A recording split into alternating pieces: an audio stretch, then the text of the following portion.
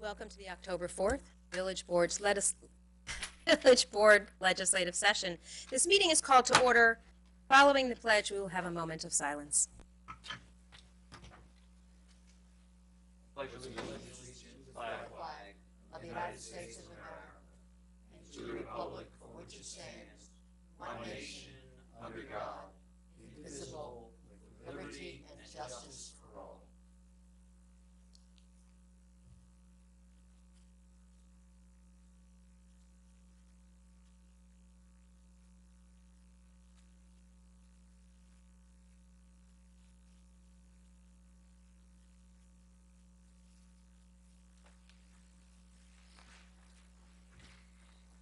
So, Trustee Bazemore?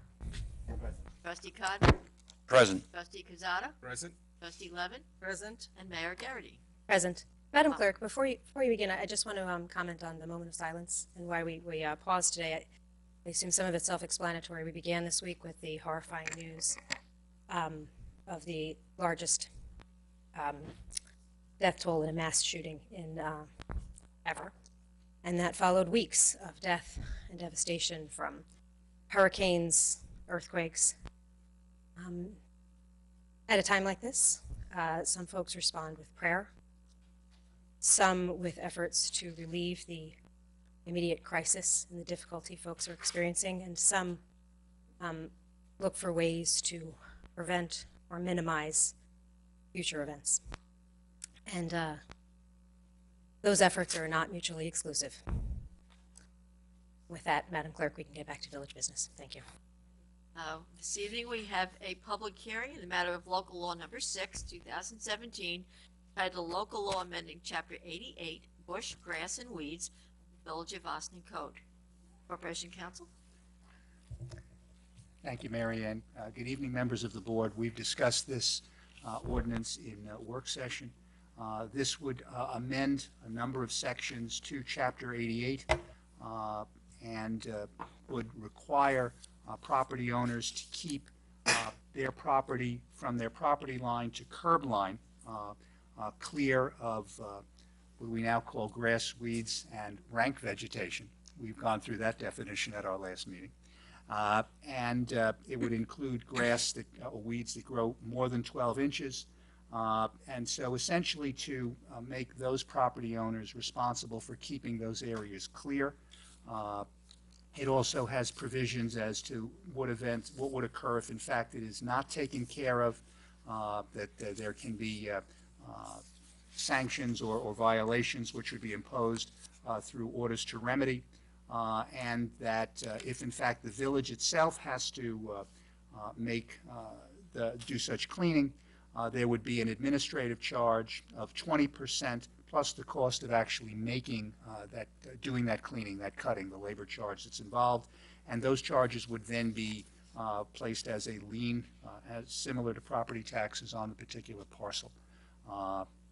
This ordinance would put Ossining in line with the majority of municipalities within Westchester, and I dare say within most of New York State, in terms of imposing responsibility on the property owner up to the point of where the curb line is.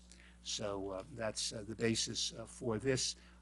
There were requests made from DPW because there were certain areas where it was getting significantly overgrown.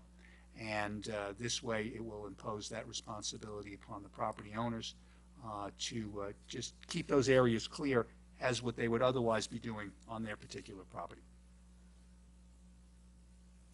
Anyone here has come to address the board on this issue? Not seeing anyone. Shall we close this public hearing? So moved. Second. I'd like to just comment before we officially close the hearing. Thank you, Stuart, for all of your research and leading us in the discussions as we consider this. This legislation is really in response, you mentioned it's something that our staff at DPW was looking to have. It's also in response to many of the concerns that have been raised by community members, and I do always appreciate it when we're able to be responsive to concerns that have been raised by community members. This is a quality of life issue, And we are a pedestrian-friendly community to the greatest degree we can be, and making sure that our sidewalks are welcoming and clear is certainly essential for encouraging folks to walk through our beautiful community. And I'm very pleased to be able to support this modification, which will strengthen the ability for us to maintain, to enforce property maintenance codes. Any others? Madam Clerk? All those in favor? Aye. Opposed? Mayors and trustees announcements. Anyone else have? I wasn't mentally prepared somehow. I didn't know this was going to happen. Please, Deputy Mayor Codman. I want to call everybody's attention to an event taking place on Saturday, October 14th. The Ossining Second Saturday Jazz series restarts, and that'll be taking place at the Ossining Elks Lodge. The band is called Rhythm Rising. It's a Latin jazz quartet. Doug Corellis, who's an educator here in Ossining, is the keyboard player, and they were one of the very first bands that started the jazz series, so I'm so pleased to have them come back. That's Saturday, October 14th at 7:30 at the Ossining Elks Lodge, 118 Croton Avenue. I hope to see you there. Thanks. I'll just call folks' attention to the upcoming documentary, or the documentary discussion series. It's happening October, is the WMOA on the 12th? Yes. Okay, thank you. It's happening October 19th at the Ossining Public Library. As always, it begins at 6:30 and it's free to the public, although please do arrive a little early because parking's always a challenge in that spot. Swim Team is a film about children with autism. We have a number of individuals and organizations in our community who are strong advocates for working with children on the spectrum. This should be a really fascinating conversation with advocates from our community and surrounding communities, and I understand it's a very powerful film. I look forward to watching the film with so many of you from the community and participating in what is always an interesting conversation with excellent panelists. To learn more, go to the Ossining documentary, OssiningDocumentaries.org, and again, that is October 19th, beginning at 6:30 in the Ossining Public Library in the Bedars Theater. Madam Clerk? Might I make an announcement, please? Please. The trustees and officers of the Ossining Historical Society Museum are holding their 86th anniversary dinner and silent auction on Friday, October 20th at 6 p.m. at the Briarcliff Manor at 25 Studio Hill Road. Contact the Historical Society at 941-0001, and it's $85 per person, and seats go quickly. They do. Thank you. On to administrative reports, and we'll begin with Village Manager Deborah McDonald. Thank you, Madam Clerk, Mayor, and trustees. The big news for this week is that we have begun our budget preparations. We have a great finance staff who have put together all of the requests by the department heads, and we're going department by department, and we're looking forward to presenting the budget in a new format. I do want to announce that November 9th will be a full day. That is the day that I hope all of you can come. And we will start early at 9 o'clock and end somewhere around 4. We will provide lunch for you because we'll be working through lunch, but it'll be an opportunity for each of you to discuss the long-term plans of the departments and to get a first blush of where we are with the budget, and for you to give us feedback. Since this is my first year, we'll be giving you the numbers, and then I'll be looking for some direction from all of you on where you want to go based on what the results are. I can say right now that it has been a really good process with just the few departments that I have already met with, and people are being very reasonable in their request. We're not really seeing a lot of additional items being requested by the department heads, but based on some of the feedback that I've had from all of you regarding the initiatives that you wish to embark on in the next year, we will be adding some provisions for additional staff to be able to take care of those things. So just something to look forward, but November 9th we'll have our first long work session, and then if we need to do additional evenings after that, hopefully we can discuss it at that date and pick those nights for that discussion. I would like to announce also that the ribbon cutting for the new dam is scheduled for November 1st at noon. We hope that all of you would be able to attend. We will be reaching out to other officials in our area to do that. It was picked mainly because we think the view up there is absolutely spectacular. All items will be completed, and it will be a great fall foliage show at the same time. So hopefully you can all make that. I do want to also talk to you a little bit about the fact that I have met this week with 2 developers who are very interested in being a part of our community. And so more to come on that, but it's very exciting to see that people are reaching out to the village and saying, you know, I'm interested in what's going on. And so more to come on that, but it is an exciting time. And that's all I have. Yes, sir. Yeah, just to confirm the time on the 1st of November? Noon. Noon. Okay, thank you. Yes, sir. We'll move on to Corporation Counsel, Stuart Gahan. Thank you, Mary Ann. Good evening, members of the board. We do tonight have a call for a public hearing with regard to Local Law 7 of 2017 involving the Landlord-Tenant Relations Council. That will change the number of members on the council and some of the work that the council will do. And I know that a number of the board members have been interviewing prospective members for that council, so that when we hopefully get the ordinance amended, they can get busy on that right of way. There are also 2 resolutions relating to snow and ice agreements, which were discussed last week at the work session with village engineer Paul Fraioli. And finally, there is a resolution requested by the New York Conference of Mayors relating to the state and local tax. I have some more information on that I'll go into when we actually get to that resolution. There was a fairly detailed report by the, the Government Finance Officers Association, which actually breaks down the state and local tax deduction by congressional district. So I can, in fact, give you those figures tonight in terms of the effect that it would have on the district that most of us live in, if, in fact, that deduction were to be taken away in the tax negotiations. Thank you. Move on to Police Chief Kevin Sylvester. Good evening. It's a busy season for the police department, a lot going on. Today is National Coffee with a Cop Day, so you may have seen on some of our social media stuff that we had a couple of events today.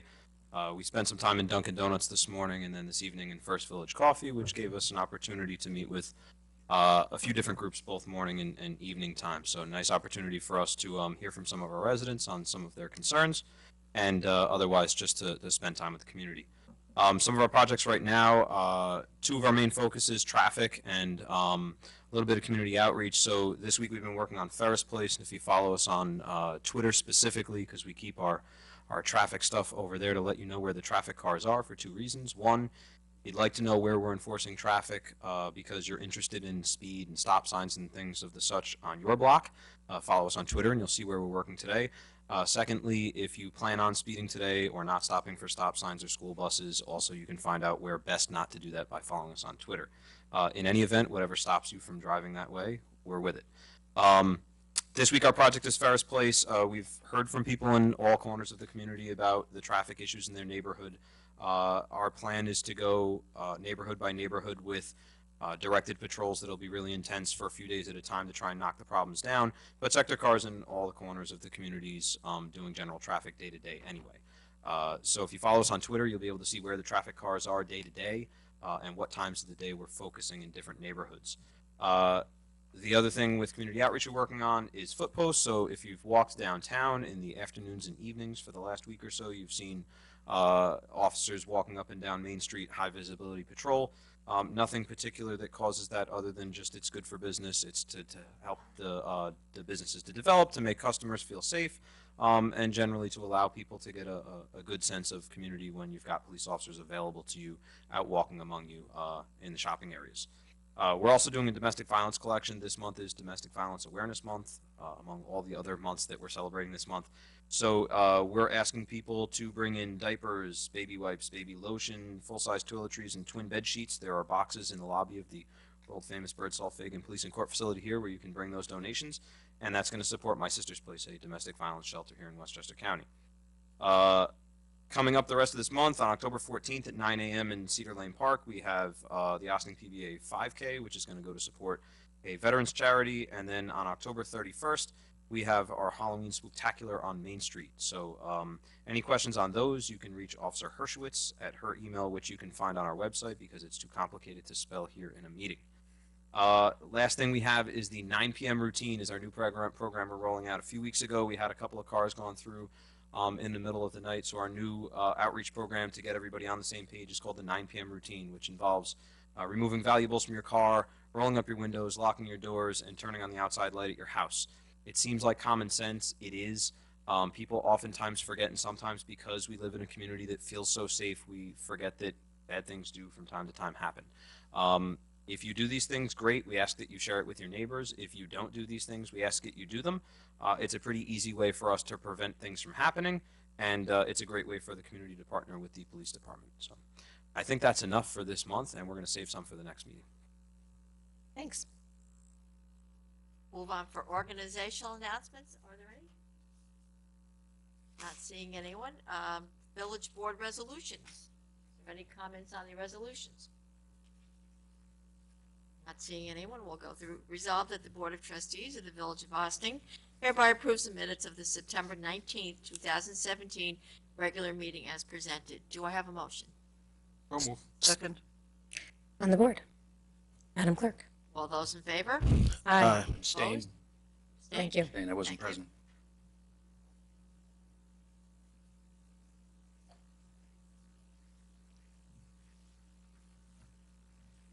Resolved that the Board of Trustees of the Village of Ossining hereby approves the minutes of the September 8th, 2017 special meeting as presented. Do I have a motion? So moved. Second. On the board. Madam Clerk. All those in favor? Aye. Abstain. I was going to say, somebody needs to abstain from this one too. Is that just you? Okay. Who's Abstain. I abstaining? don't remember if I was here. Hold on. I wasn't here for that. I have to look.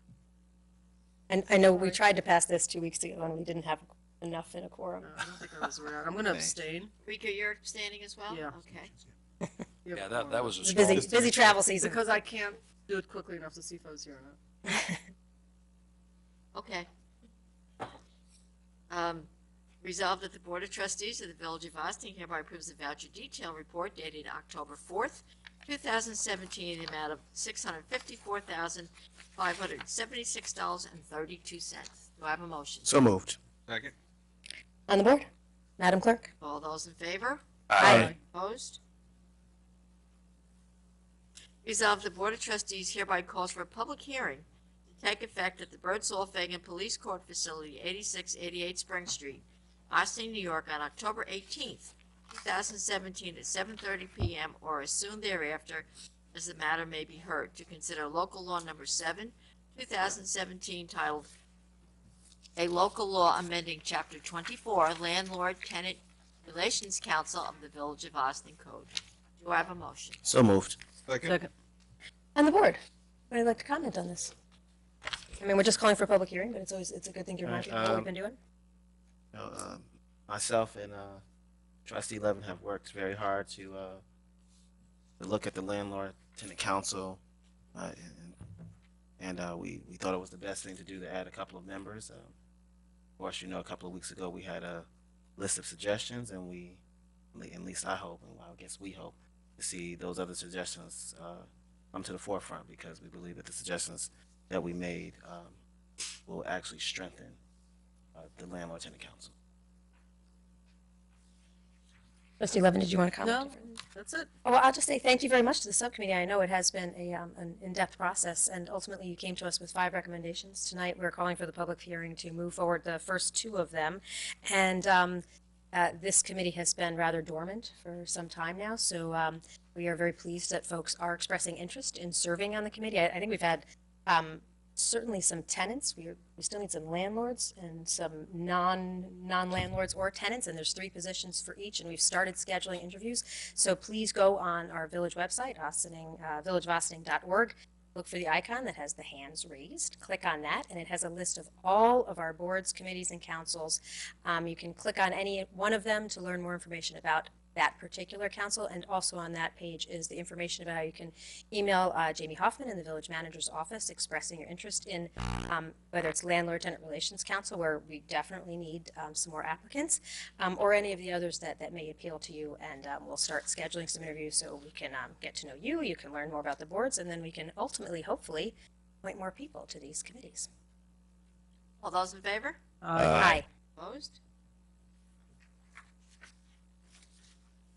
Resolved that the Board of Trustees of the Village of Ossining hereby authorizes the village manager, upon review and approval by the Corporation Council, to sign an agreement with the New York State Department of Transportation, 85 Route 100, Katona, New York, to extend the lump sum municipal snow and ice agreement for 1 year with an expiration date of June 30th, 2018, unless further extended. Do I have a motion? So moved. Second. On the board? Madam Clerk? All those in favor? Aye. Opposed? Resolved, the Board of Trustees of the Village of Ossining hereby authorizes the village manager, upon review and approval by the Corporation Council, to sign Amendment B to the 2016-2017 Indexed Lump Sum Snow and Ice Agreement, Contract D009784, with the New York State Department of Transportation, increasing the state's reimbursement to the village for the 2016-2017 winter season from the original estimate of $23,534.50 to $35,231.15. Do I have a motion? So moved. Second. So if I'm understanding this correctly, we are accepting more money. Yes. Okay, a bigger check would be nice. Yes, thank you. Which just means that there was probably more work that was done to maintain the state roads, but it's always good to be reimbursed for it adequately. Madam Clerk? All those in favor? Aye. Opposed?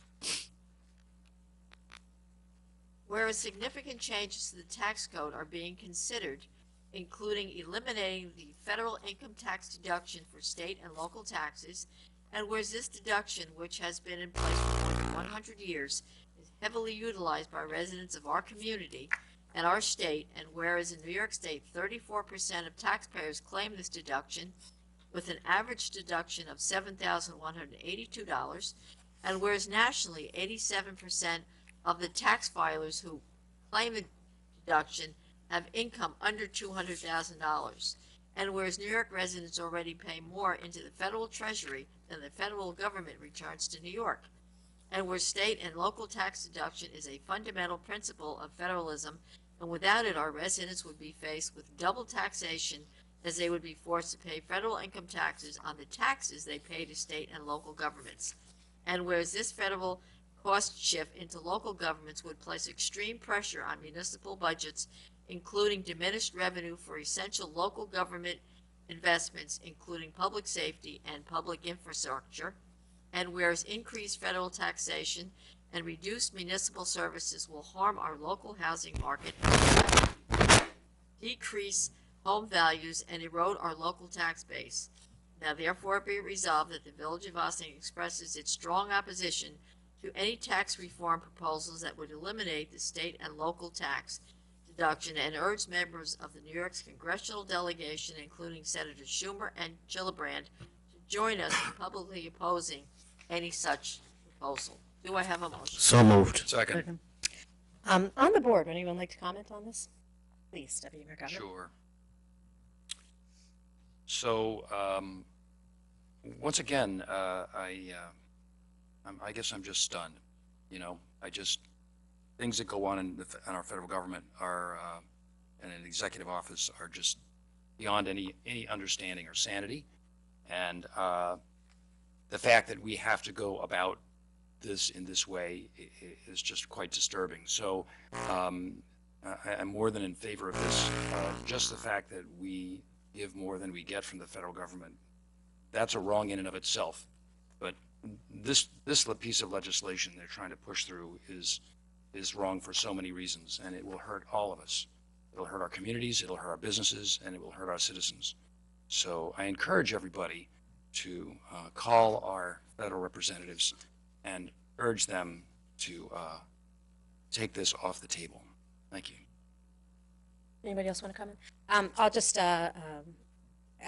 Stuart, did you say you have some actual specific numbers that drill down a little bit more to our district of how we might be impacted?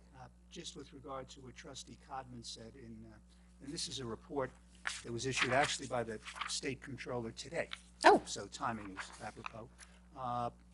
In fiscal year 2016, New York State generated nearly $40.9 billion more in taxes paid to the federal government than it received in return through federal spending, which is a huge increase over just even 10 years ago, where the difference was about $18 billion. So the gap in that sense is becoming far larger. But with regard to state and local taxes, the Government Finance Officers Association did a study by congressional district to see how it would impact. And in our congressional district, 45% of those who file taxes in this district use the state and local tax deduction. The average deduction is $26,243. The average taxpayer deduction overall, if you take all taxpayers within the district, would come to $11,902. The increase in taxes that individuals in this district would likely see if in fact if the deduction were completely taken out, would be in excess of $5,500 per, for each taxpayer in terms of this particular congressional district. New York has one of the state and local taxes deduction goes across the country, so don't think it's just a Northeast issue or large city issue, because you see it literally everywhere. But in this congressional district, again, the average deduction is claimed as $26,243. It should be noted that most of those people who take the deduction, as said in the resolution, earn under $200,000 a year. Most of it do it for property tax, and people should know this is not the mortgage tax deduction. This is what you pay for state and local taxes, meaning your property taxes and things like that.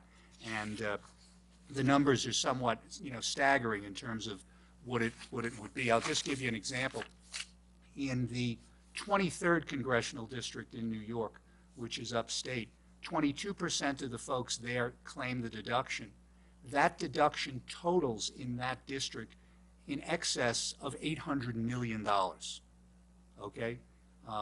And the tax burden that would be sustained as a result of that would be about $200 million, just within particular districts. And this report goes through everything that's in there, but the amount across the country that would be lost or that would be damaged by this would be very significant, particularly in terms of what the states would have to do. They would either have to significantly cut taxes or raise taxes in order to make up what would be that massive gap that would occur if, in fact, that tax is changed.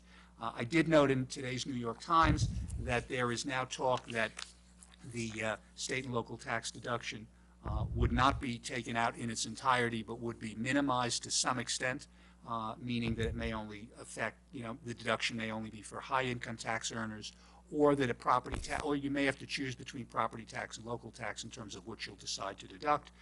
That's obviously all to come out in the wash, but I think the important stuff is that within this district, you're looking at an average deduction of over $26,000 for what people claim for their state and local taxes, which they would not be able to claim if in fact that was taken away. Thank you for that detail.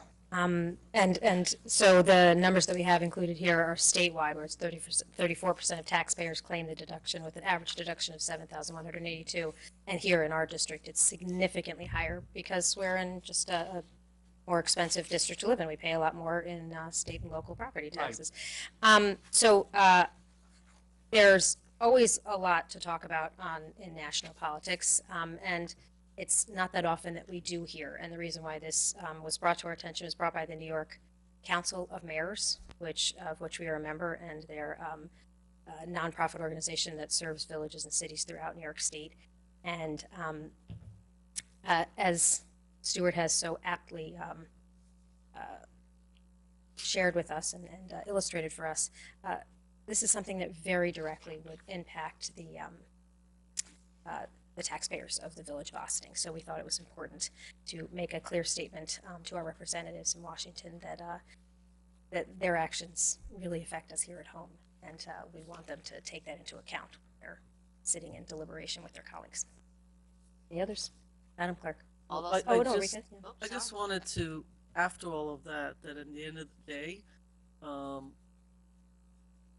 individuals should be calling their representatives at the higher level of government than we're sitting at, and really be adamant and raise their volume and at all levels about what is happening, because it will directly affect people's pockets. And really, we're at a local level. This needs to be raised to your representatives at the higher level of government after all of this discussion. My perspective. Thank I you. agree. Madam Clerk. All those in favor? Aye. Opposed? Resolved that upon the recommendation of the Fire Chief, Felix D. Sertario of Ossining, New York, was elected an active member of Hollow Hose Company Number 5 for interior firefighting at their regular meeting. Do I have a motion? So moved. Second. On the board? Madam Clerk. All those in favor? Aye. Opposed? Resolved that upon the recommendation of the Fire Chief, the Board of Trustees of the Village of Ossining hereby places J.O. Pedro Anjo on driver's training for the Ossining Fire Department. Do I have a motion? So move. Second. On the board? Madam Clerk. All those in favor? Aye. Opposed? Resolved that upon the recommendation of the Fire Chief, Scott Howie and Charles Piazza of Ossining, New York were removed from the active roles from Hollow Hose Company Number 5. Do I have a motion? So moved. Second. On the board? Madam Clerk. All those in favor? Aye. Opposed? Resolved that upon the recommendation of the Fire Chief, John Aheda, Jared Hodges-Stilianos, and Michael DeCiccio of Ossining, New York were removed from the active roles of Ossining Hose Company Number 1. Do I have a motion? So moved. Second. I just want to clarify, because we've had these two resolutions are removing folks from the roles. Madam Clerk, were you working with the chief on sort of reviewing some of the roles, or Trustee Deputy Mayor Codman, can you speak to why? Sometimes it's just cleaning up the lists to make sure we have the accurate rack. These are fairly common additions and subtractions.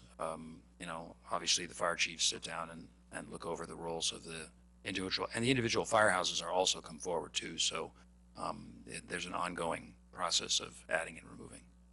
Yeah, I just wanted folks to know it wasn't that 5 firefighters just decided to walk off or volunteer this past week. It's usually I don't think the sort timing like of the paperwork resolution. catching up. I don't believe that the timing of the resolution is a characteristic of anything other than administrative activity. Thank you. So. Madam Clerk. All those in favor? Aye. Opposed? Do we have any continuing business of the board? We do not. Okay. Do we have any new business of the board? We do not. That brings us to visitor recognition. Is there anyone here who would like to address the board? Not seeing anyone. Might I have a motion for an adjournment to executive session, personnel related to specific persons and real property? So moved. Second. All in favor? Aye. Aye. With that, I say thank you very much. We look forward to next week's work session. We'll be back at 16 Croton Avenue. Please join us. This meeting is adjourned to executive session.